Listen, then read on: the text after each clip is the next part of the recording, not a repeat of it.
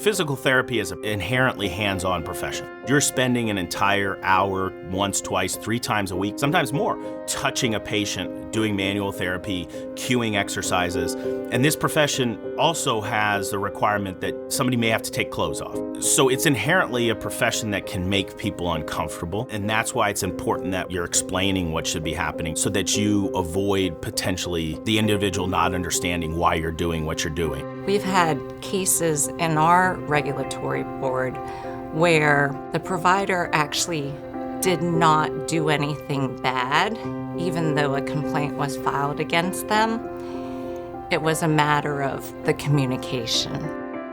When a student starts a PT program, they go in with this passion to help patients. And when you come out of school, sometimes what happens is you're so used to not having to explain what you're doing to your fellow students because they understand it, that you don't explain it to the patients when you come in. One of your best tools in your toolbox is educating your patient in their own healthcare. The more educated they are, the better that you could communicate with them. The more educated they are, the less likely there's going to be any kind of confusion about modalities that are being provided to them. It really is the responsibility of the physical therapist on that first visit to really lay the tone down for what is the physical therapy going to do for them? How is it going to make an impact on their life? The patient should really leave that first visit knowing exactly what is going to happen and what are the expected outcomes from that therapy intervention.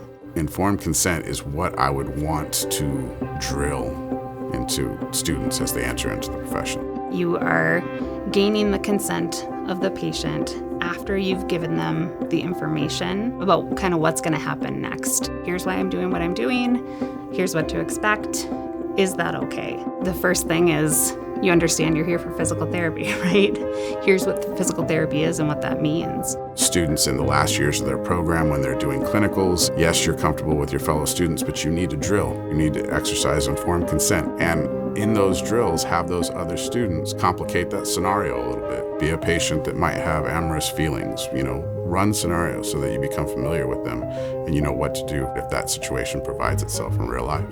Maybe I'm working with a patient who has some lower back pain and they've got sciatica into the back of their leg. I might need to do some palpation in the buttocks area.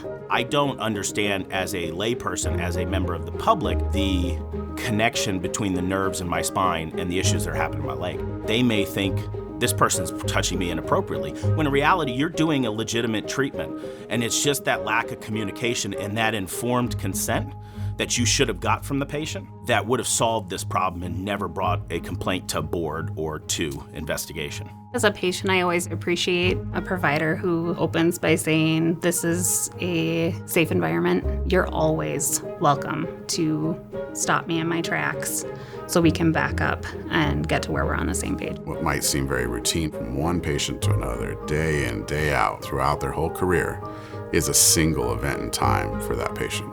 Preventing issues, it puts you in a better spot. I'm going to put in place making sure that I gain informed consent, that I explain what I'm doing to my patients, that I ask for a third party to be available if I feel uncomfortable or if my patient is seeming uncomfortable. If the provider had just communicated what they were going to do, why they were going to do it, all those things, then there wouldn't be a complaint filed against them. By starting those habits early and doing them ahead of time, you're not having to justify the choices that you made, not having thought about them.